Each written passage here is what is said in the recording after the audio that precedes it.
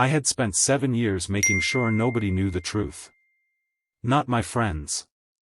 Not my coworkers. Not even the people who called themselves family. My secret had become a second heartbeat inside me, always there, always reminding me that if anyone discovered what I had done, they would never see me the same way again.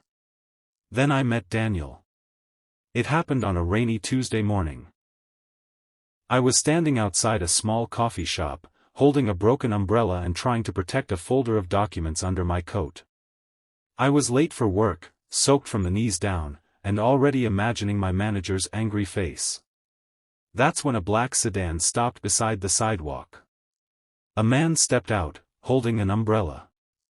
"You're going to destroy those papers," he said gently. I looked up. He was tall, probably in his early 40s, wearing a dark business suit. But unlike most wealthy-looking men I'd met, he wasn't staring at my cheap shoes or wet clothes. He was looking directly at me. "I've got it," I said. He smiled. Clearly. I almost laughed. He held the umbrella over me until I reached the coffee shop entrance. "Thank you," I whispered. "Daniel," he said. "Sarah." We shook hands. It was an ordinary meeting. At least, that's what I thought. Over the next few weeks, Daniel somehow kept appearing in my life. He became a regular at the coffee shop where I worked after hours. Sometimes he ordered coffee. Sometimes he just sat quietly with his laptop. He never asked personal questions. That was what made me trust him.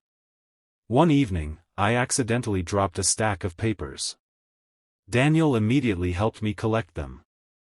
As he handed me the last page, he paused. His eyes moved across the document. Then he looked at me. "Sarah?" "Yes?" "Do you ever wish you could go back and change one night?" My heart stopped. I forced a smile. "Everyone does." He nodded slowly. "You're right." I thought nothing of it. Until the following Friday. My manager called me into his office. There was a woman sitting there. I recognized her immediately. My blood turned cold. It was Mrs. Carter. 7 years earlier, I had worked for her family as a live-in assistant. Her husband had been involved in a terrible accident after leaving a party drunk. I had been there that night. I had found him unconscious beside the road. And I had made a choice. I could have called the police immediately. Instead, I moved his car away from the road because I was terrified. I was young, frightened, and convinced that if anyone discovered I had been driving earlier that evening, my life would be destroyed. By the time help arrived, he was already dead. The investigation never proved anything against me. But I knew what I had done. I had lived with that guilt ever since. Mrs. Carter looked at me with tears in her eyes. "I know who you are." My knees nearly gave out. Before I could speak, Daniel entered the office. He wasn't surprised. He looked at Mrs. Carter. "Are you sure?" She nodded. "I've been looking for her for 7 years." I stared at Daniel. "You knew?" He didn't answer immediately. Then he said quietly, "I knew before we ever met." My world collapsed. "You knew my secret?" "Yes." "How?" He sat down. "My father was the man who died that night." Silence filled the room. I couldn't breathe. Daniel continued. "I was told that a young woman had been there. I spent years trying to find her." I stepped backward. "Then why did you become my friend?" His eyes filled with tears. "At first, I wanted answers. And now?" He looked at me. "Now I know the truth." I started crying. "I was scared," I whispered. "I was so scared. I thought I would lose everything. I thought nobody would believe me." Daniel nodded. "I know. I should have called for help sooner. Yes. His answer hurt more than anger would have. I've regretted it every single day. Mrs. Carter stood up. I hated you for years, she said. I lowered my head. I understand. But Daniel found something. She placed an old photograph on the desk. It showed my younger self standing beside her husband at a charity event. I remembered that night. Mrs. Carter touched the photograph. My husband had been planning to expose a company fraud. He wasn't killed because of the accident. I looked up. What? Daniel leaned forward. The accident wasn't caused by you. He placed a folder on the desk. Inside were police reports, phone records, and financial documents. Someone had tampered with his car. Someone had caused the crash.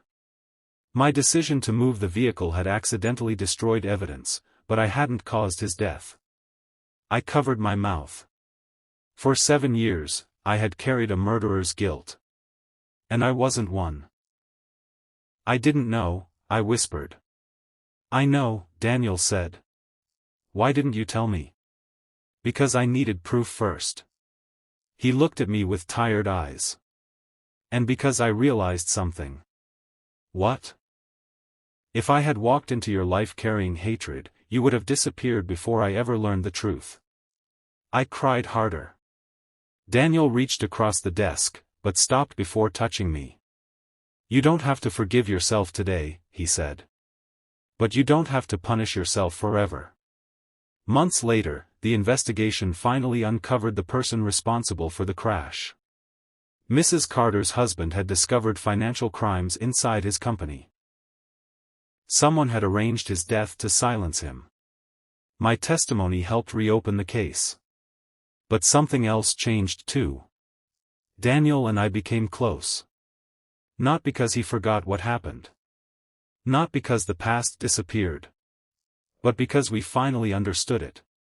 One evening, we returned to the same coffee shop where we'd first met. It was raining again. Daniel placed his umbrella beside mine. You know, he said, when I first met you, I thought you were hiding something. I smiled sadly. I was. He looked at me. So was I. I laughed through my tears. For the first time in 7 years, the rain didn't feel like something I needed to hide from. It felt like something washing the past away. Daniel had known my secret before we ever met. But instead of using it to destroy me, he used the truth to help me find the person I had lost years ago. Myself.